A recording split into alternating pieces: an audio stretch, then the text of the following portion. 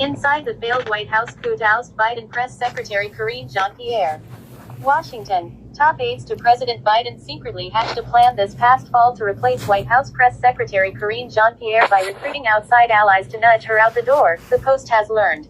Jean-Pierre, who made history in May 2022 by becoming the first black and first openly gay person to hold the position, had developed the exasperating habit of reading canned answers directly from a binder to reporters at her regular briefings, offering what her superiors viewed as a less than compelling pitch for the 81-year-old Biden as he readied his re-election campaign. As you come on to the page, kindly hit that like bell and subscribe if you haven't done so. Also put on your notification bell so you can be notified when I drop the next video. Thank you. De facto White House Communications Chief Anita Dunn, 66, the wife of Biden personal attorney Bob Bauer, told colleagues she had decided to call in prominent Democrats to explain to Jean-Pierre, 49, that the time was right to move on, sources told the Post.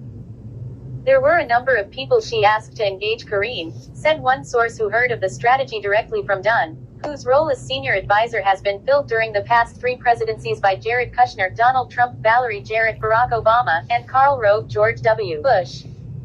The source also told the Post that Dunn had claimed White House Chief of Staff Jeff Zients knew about and supported the cloak and dagger scheme to push Jean-Pierre out of the West Wing.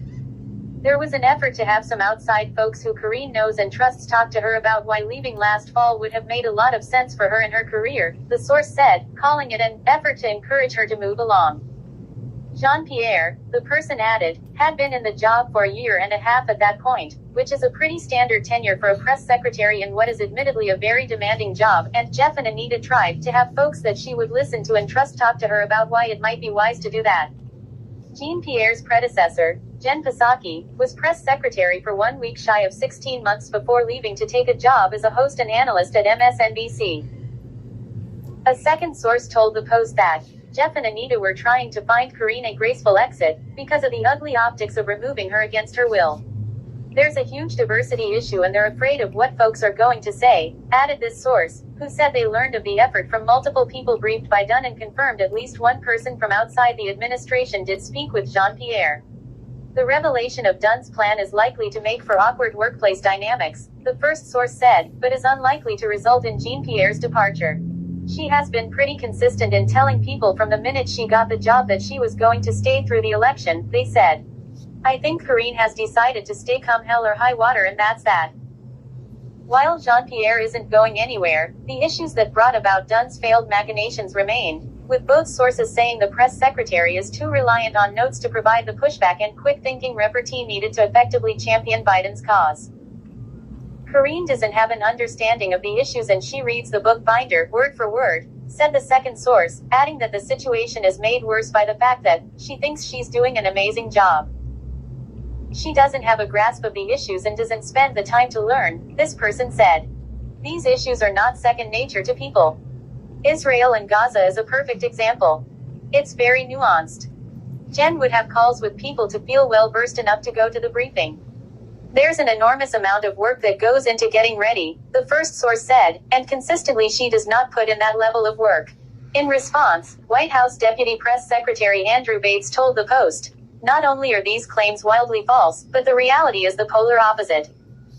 Karine was never approached by anyone with such a message. She spends 4 hours preparing every day. And neither Jeff nor Anita did any such thing. Both have been unflinchingly supportive of her. In December, not long after word of Dunn's plan circulated in the White House, Jean-Pierre received and rejected an unsolicited offer to become president of Emily's List, a major Democratic group that raises money for female candidates who support expanded abortion rights. When NBC News reported on the offer in February, the outlet said Jean-Pierre had emphatically told the group that she was committed to the president, and, I'm not going anywhere. Both the initial offer to Jean-Pierre from Emily's List and its disclosure to NBC are topics of intrigue within the White House, with unsubstantiated theories suggesting the hand of Dunn behind the approach and Jean-Pierre behind its leak. Emily's List did not respond to a request for comment. By December, Dunn appeared to have accepted that Jean-Pierre was secure in her post. A West Wing official supportive of the press secretary provided the Post with text from an email written by Dunn ahead of Washington Post media reporter Paul Farhi's December 11 article that noted National Security Council spokesman John Kirby's increased profile as co-briefer alongside Jean-Pierre. I am happy to talk to Farhi. And tell him KJP isn't going anywhere, so this is a ridiculous piece, Dunn wrote in the message. The pro-Jean-Pierre official also told the Post that Dunn was among those who had backed the press secretary's promotion from being Psaki's deputy, with the comms chief even calling in a former White House official to request their help communicating to reporters that Karine is very strong and doing a very good job in the briefing room. She is an incredibly quick study on a variety of policy issues that she has to be appraised of every single day, that ex-official said. Those with less glowing reviews acknowledge Jean-Pierre is not short of confidence. I think everyone's resigned to the fact that she's not going anywhere on her own, said the second source who described Dunn's autumn conservations. She thinks she's doing a really good job and thinks the president wants her to stay.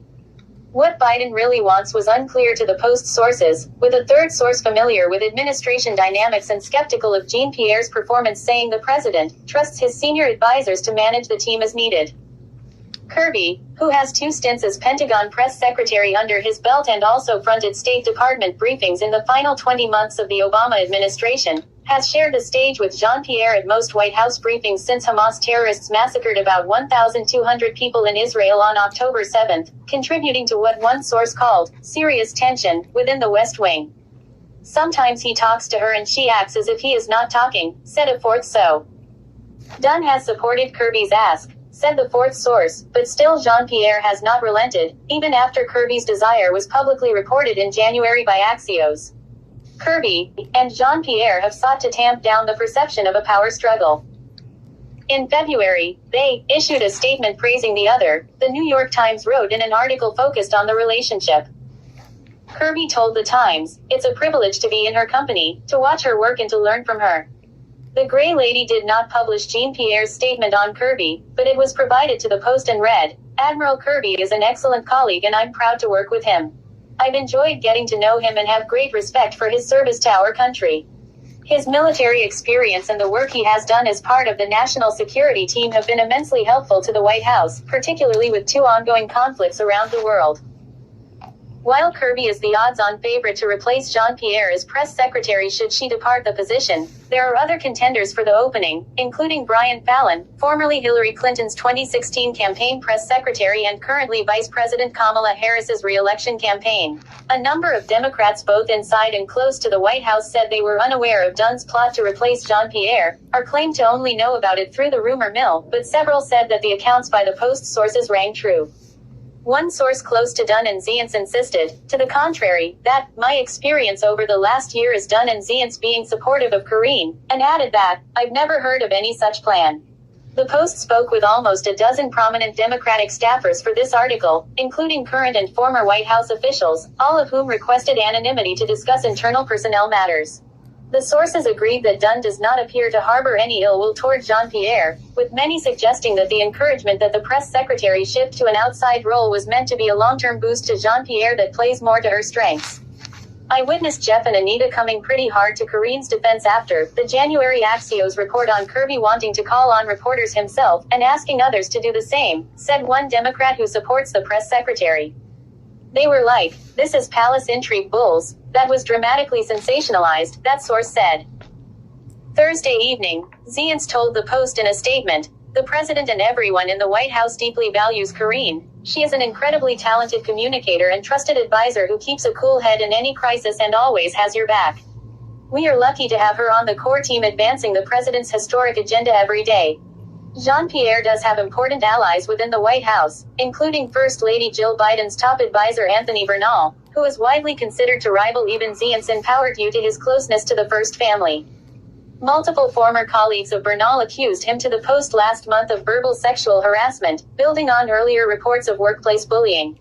In a sign of Bernal's influence, Zients quickly affixed his name to a statement calling those allegations unfounded, just hours after receiving a request for comment, without investigating them. As you leave the page, don't forget to hit the like bell and subscribe to the channel if you haven't done so as yet. Thank you.